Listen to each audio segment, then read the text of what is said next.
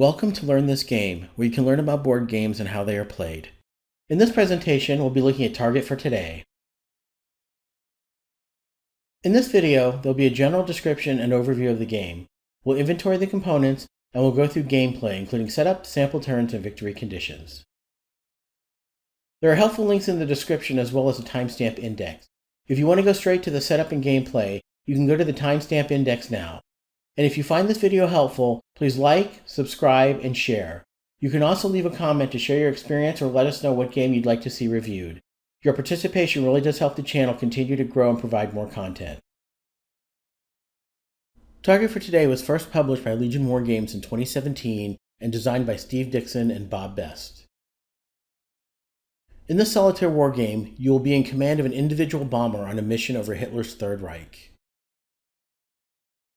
This game is recommended for ages 12 and older. The difficulty level is medium, and each mission takes about 45 to 90 minutes to play. This game is designed for solitaire play only. There are no official multiplayer variants. An app is not required, and there are no apps available for this game. There is one add-on module sold separately that introduces Axis fighters from Italy, Romania, and Hungary. There is also a standalone sequel called Target for Tonight. This game recreates Britain's strategic bombing campaign against Nazi-occupied Europe during World War II. The game focuses on Britain's night area bombing against German target cities. Target for Today is an advanced update of Glenn Frank's famous and classic Avalon Hill game, B-17 Queen of the Skies. You do not need to be familiar with the game to play Target for Today. Now that you've seen a brief introduction to the game, let's get into the game itself.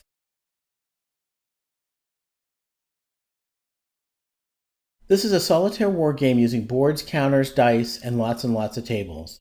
Thematically, this game is based on America's daylight strategic bombing campaign against Nazi-occupied Europe during World War II. Now let's see how the game is won. You will either be playing a single mission or a campaign. In a single mission, your objective is to complete the mission and return your crew and bomber to base. Getting your bombs on target is an added bonus. You will be flying one of the 5 bomber models whose large bomber-type card will be placed in the middle of the battle board.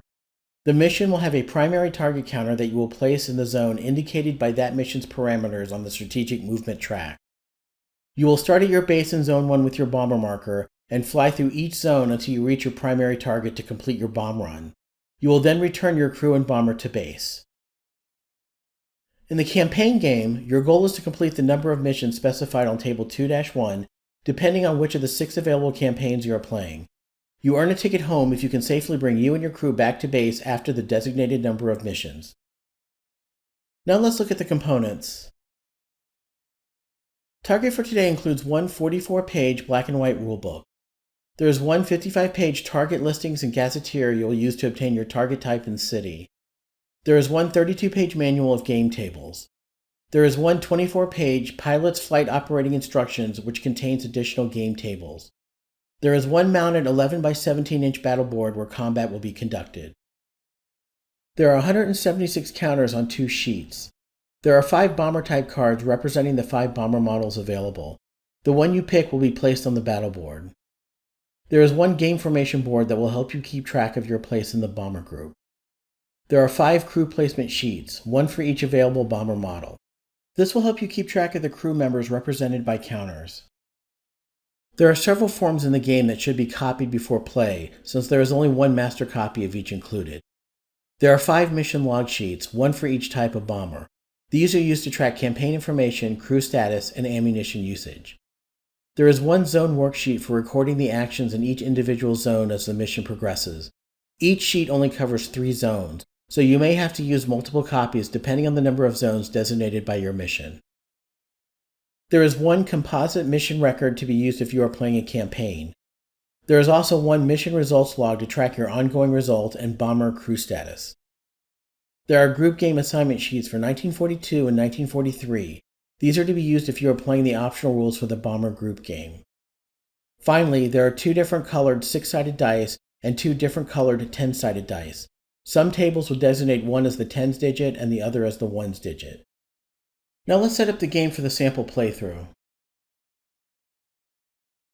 The back page of the Game Tables book has the list of tables you'll be using in the game, broken down into the appropriate sections. Most of the tables are in the Game Tables book, but some of the tables are found in the other books.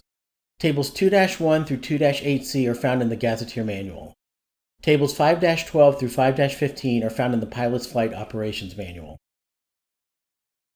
For the setup stage, we'll be going through the pre-mission step tables.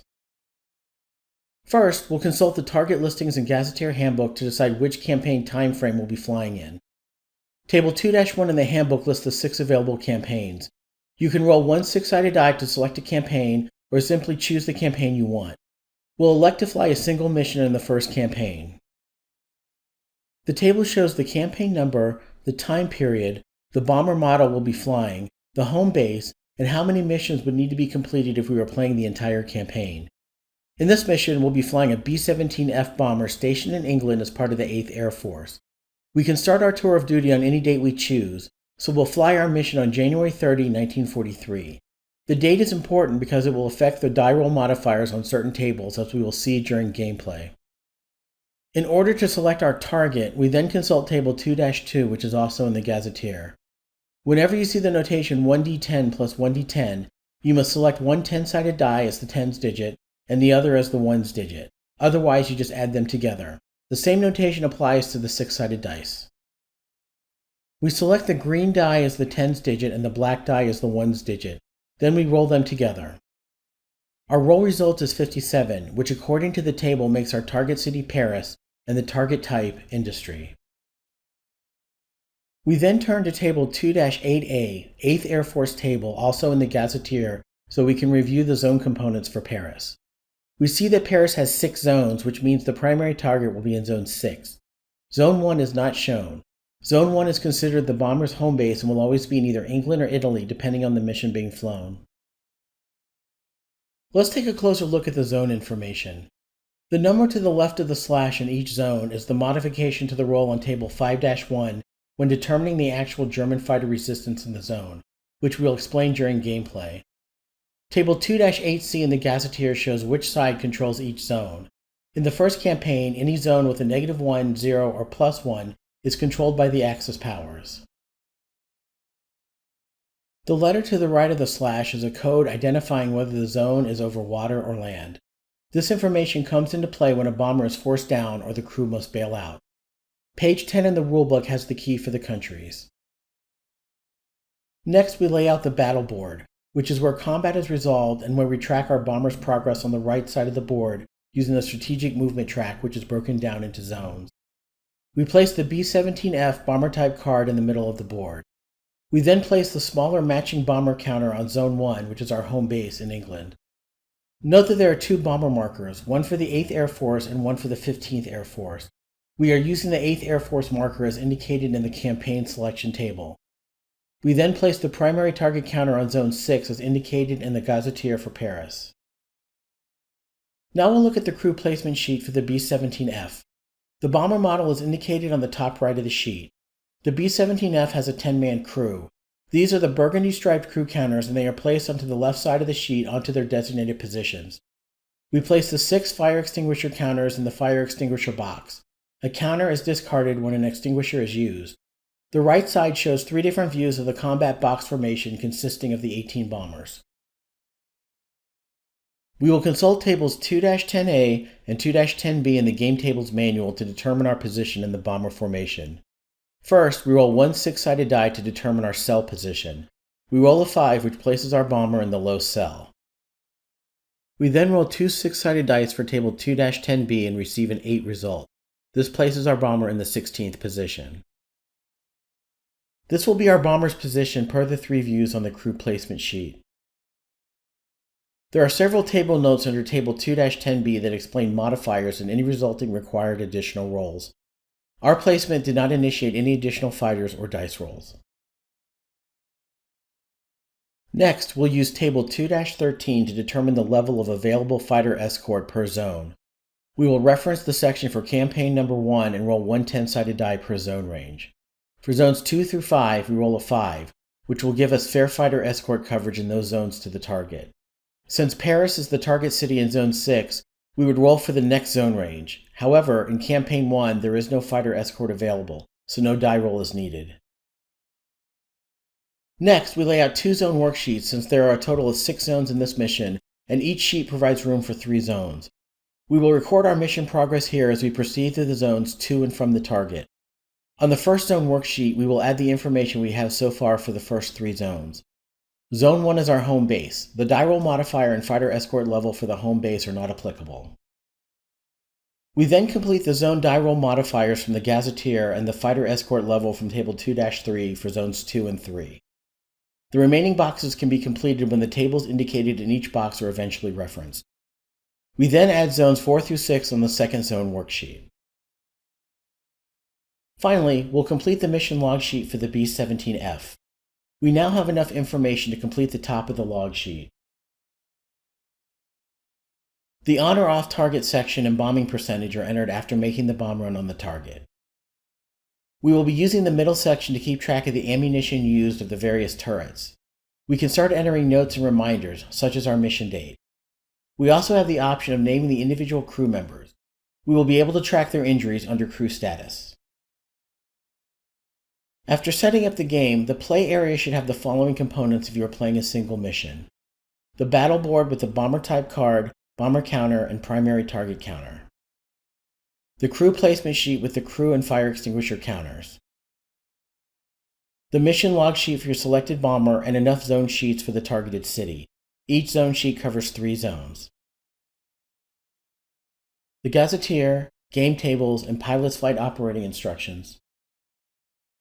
The 4 included dice, and space for the remaining counters. Now let's see how the game is played. We will only be using the basic game rules and no optional rules. We have already completed the pre-mission steps. We will not be playing through every single zone, but we will review the following. Starting and takeoff procedures from the home base. Tables used while in a single zone, including combat procedures. These steps will be repeated in all zones when you are actually playing the game, but for instructional purposes, we will just play one zone as an example. Tables used in the actual target zone, and finally, the landing and end of mission procedures. We will now go through the starting the mission tables in the game tables manual. We start by rolling one 10-sided die against table 3-1 to determine the weather over the base upon takeoff. Since we are in the 8th Air Force in England and we elected to fly in the month of January, we'll apply a -2 modifier to the die roll. We roll a 7 and subtract the -2 modifier, leaving us with a result of 5. This shows we have good weather. We then roll another 10-sided die and consult table 3-2. We roll a 5, which shows we have a successful takeoff. According to note D, we are now airborne over the base in zone 1, and we are ready to move to zone 2. If we had rolled a 1 or 2, we would have to follow the footnote instructions and consult additional tables. We can update the zone weather information on the zone worksheet. As noted at the bottom of the zone entry, home base weather is determined by table 3-1 and not table 4-1, which applies to all other zones.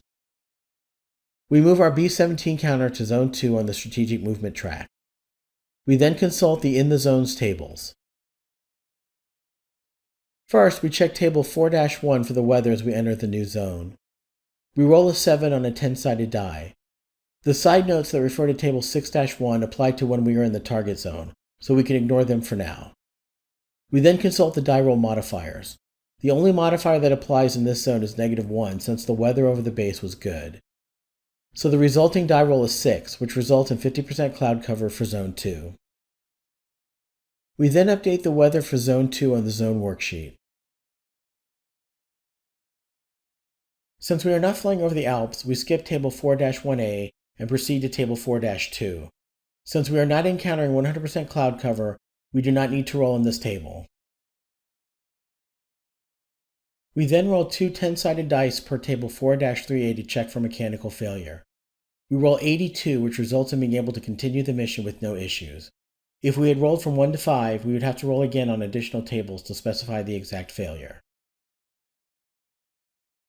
We then roll 1 10-sided die per table 4-4 to determine if contrails are forming. We roll on this table for every zone during the outward leg of the mission. We roll a 7, which results in no contrails. The presence of contrails would apply a +1 modifier to table 5-1, which determines the German fighter resistance level in this zone. We record the contrails result on the zone worksheet. Since the tables consulted thus far did not drop us below 10,000 feet or force us out of formation, we also complete these boxes.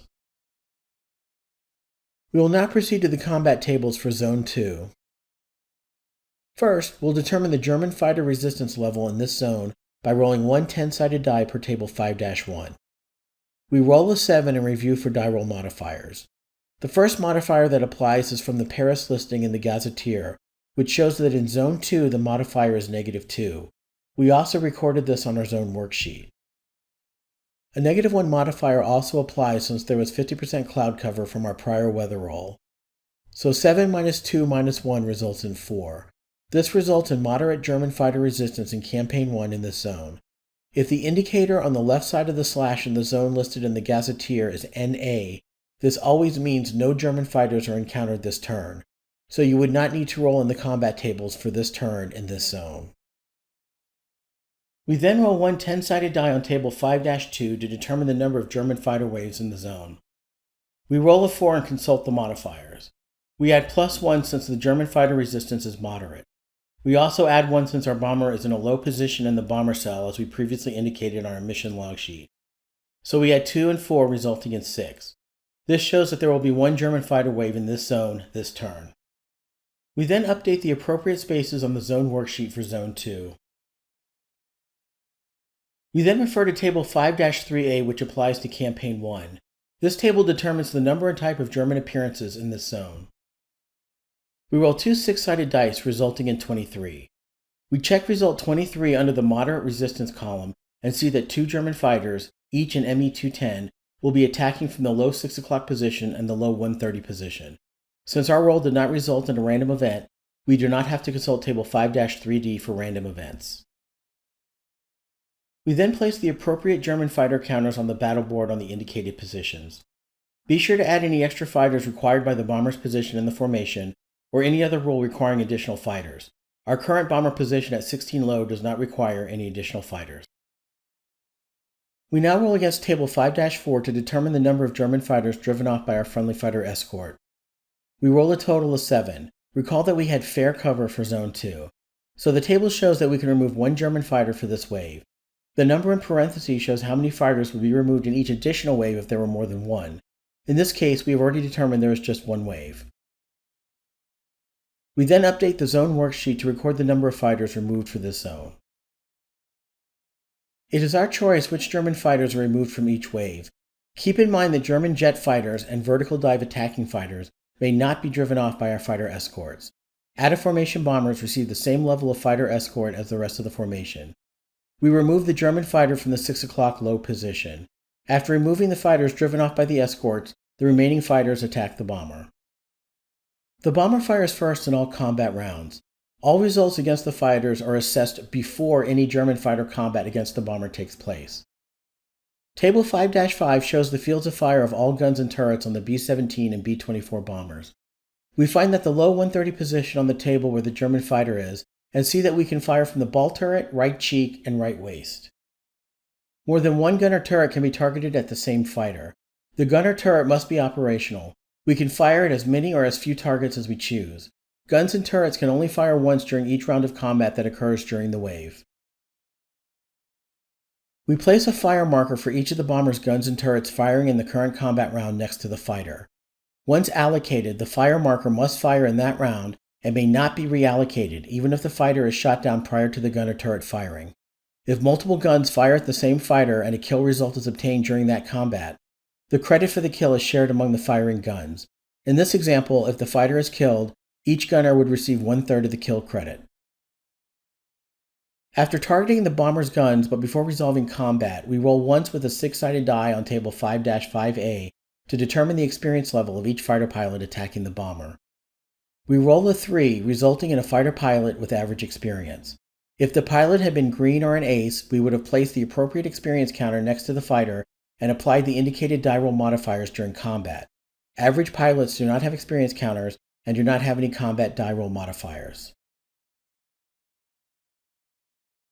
We then mark off one ammunition box on the mission log sheet for each gun or turret firing this combat round.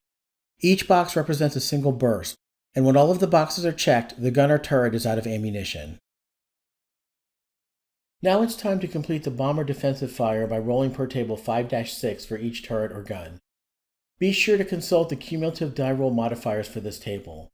In this case, we must apply a +1 modifier since we are rolling against an ME-210 fighter. We roll 2 6-sided dice for each marker. First, we roll for the ball turret, resulting in 5+1. This is a miss per table 5-6. We then roll for a total of 5+1 for the right cheek, which is also a miss. Finally, we roll an 11+1 for the right waist, which results in a fighter hit. We then roll on table 5-7 to determine damage to the German fighter since there was one hit from the defensive fire. On table 5-7, we roll a 3 and check the column for the fighter type being targeted. This results in an FCAB determination, and the appropriate counter is placed on the fighter counter. FCAB indicates that the fighter continues attack, but breaks off after the attack even if it scores a hit during the German offensive fire. We then begin the German offensive fire and consult table 5-8. Each wave of German fighters can have up to 3 combat rounds per wave. The number of rounds of combat in each wave is determined by the attacking fighter's attack value. The attack value is shown on each fighter counter and is the number of times it can attack during the wave. The attack value is the maximum number of attacks the fighter can make if it scores a hit each time it rolls on table 5-8. In this case, the fighter can only attack once during the wave because of the FCAB result from the bomber's defensive fire. We roll 2 6-sided dice resulting in 7. Since there are no applicable modifiers, this results in a miss by the German fighter. After resolving the effects of the fighter's offensive fire, we roll 2 6-sided dice per table 5-16 to determine if the German fighter came close enough to cause a collision with the bomber. For modifiers, we add 1 for ME-210 fighters, but also subtract 1 if the fighter did not score a hit, resulting in no modifier to the dice roll. We roll a 7, which indicates there is no collision. If there had been a collision, we would proceed to roll on table 5-12 in the pilot's flight operations manual to determine damage. The tail guns may be allocated for a passing shot to any fighter attacking from the 10:30, 12 o'clock, or 1:30 positions, whether high level or low. This defensive fire is resolved after the fighter has fired at the bomber, but before going to the next combat round. We move the fighter from the current position to the 6 o'clock high or low position as selected randomly. We then roll 2 6-sided dice on table 5-6 to resolve the defensive fire of the passing shot. We roll a 10. After calculating the applicable modifiers, we apply a net +2 resulting in 12. This results in a hit against the fighter, which then requires us to roll for damage on table 5-7. On table 5-7, we roll 2 6-sided dice giving us a 9, which results in the fighter being destroyed. We then update the mission log sheet by marking off the ammunition used to destroy the enemy fighter. We can also note which gun takes credit for the kill. If there had been surviving fighters, they would be placed back on the board for the second combat round. We would roll on tables 5-9 and 5-9A to determine their placement. Since combat has been completed, we move our bomber into the next zone and proceed with restarting the zone and combat step. For instructional purposes, we will now skip forward to the target zone and consult the target zone tables. Our bomber is now in the zone with the designated target where we will attempt to complete our bomb run. As with all zones, we first roll for weather per table 4-1. Let's assume for this roll there are no modifiers. We roll a 3 resulting in haze. We see in the table notes that haze causes no modifiers on the upcoming table 6-1.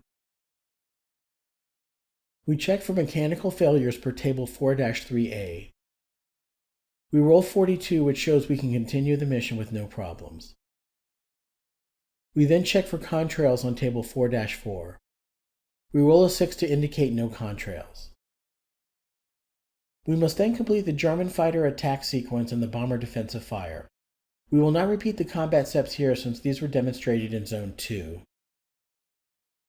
We then update the zone worksheet for Zone 6 by recording the zone weather, contrails, and formation information. We would also complete the combat boxes prior to starting combat. We now consult the target zone tables. We start with table 6-1 to determine target visibility. Because we encountered haze on the weather table from our previous roll, no modifiers are applied to this roll. We roll a 2, which shows the target is slightly obscured. This will result in no special modifiers when we roll on tables 6-2 and 6-6. On table 6-2, we roll one 6-sided die to determine flak over the target. We roll a 3, which gives us light flak. No modifiers applied. We update the zone worksheet to record the flak level for zone 6. After determining the level of flak, we roll two 6-sided dice a series of 3 times against table 6-3 under the light flak column. We first roll a 5, which is a miss. On the second roll, we receive a 12, which is a hit. We finally roll an 8, which is also a miss. On table 6-4, we roll two 6-sided dice for each hit. We only roll one since there was only one hit and receive a 7, which results in our bomber being hit by one shell. We then consult table 6-5 to determine the areas affected by the flak hits. We roll for each shell hit, which in this case is only 1. We roll a 6 to see that our left wing was hit by flak. We then record the sections hit on the mission log sheet. In order to determine the damage done, we then consult the pilot's flight operating instructions to find table 5-13 for the wings for our bomber model, the B-17F. We roll an 8 and receive only superficial damage. If we had received more severe damage, we would consult the footnotes for additional instructions and record any damage on the mission log sheet. After completing the anti-aircraft fire on the bomb run, we then determine the bombing results by rolling on table 6-6. The only modifier that applies at this time is a -1 modifier, since the bombardier has flown fewer than 5 missions. We roll two 6-sided dice resulting in 10. We deduct 1 for the modifier with a final result of 9, which shows we were on target. We then consult table 6-7 to determine our bombing accuracy. We get to use the on-target columns per the prior table. We roll a 7, which gives us 20% bombing accuracy. We can then update the mission log sheet by indicating we were on target with 20% accuracy. After the bombing run, we turn the bomber counter around facing our base in Zone 1 as we now head for home. Our bomber will need to spend one more turn in the target zone. We must resolve additional flak per section 6-7 and resolve fighter attacks per section 5.0. We do not need to roll again for the weather in this zone. On our way back to base, we must repeat the same zone procedures for each zone. There are several ways a mission can end. We can land safely at the base, we can crash at the base due to bomber damage or pilot error, we might crash land in enemy territory or water, or we might be shot down with the possibility of bailing out. In this playthrough, let's assume our bomber makes it back to base. When our bomber reaches Zone 1 where our base is located, we roll for weather on table 3-1. We roll one 10-sided die and deduct the -2 modifier since we are flying in the 8th Air Force in January. Our roll results in 7, which indicates good weather upon returning to base. Finally, we roll two 6-sided dice on table 7-1 to determine our landing results. Be sure to apply any modifiers listed in the game tables manual to the dice roll, including bad weather if that had been the weather result from table 3-1. We roll a 9, which indicates a safe landing for the bomber and crew. At the end, your mission log sheet should show the results of your mission, including ammunition used, target success, bombing percentage, crew deaths and injuries, and any other notes taken during the mission, including bomber damage and enemy fighters destroyed. So let's review the victory conditions. In the single mission, your objective is to complete the mission and return your crew and bomber safely to base. Getting your bombs on target is an added bonus. In the campaign game, your goal is to complete the number of missions specified in table 2-1 according to your campaign. This concludes this review of Target for today. Visit us at these sites and don't forget to leave a comment about your experience with this game, or let us know what game you'd like to see reviewed next. And if you'd like to experience something more death-defying than taking flak over Germany, stick around for our disclaimer. Coming up next.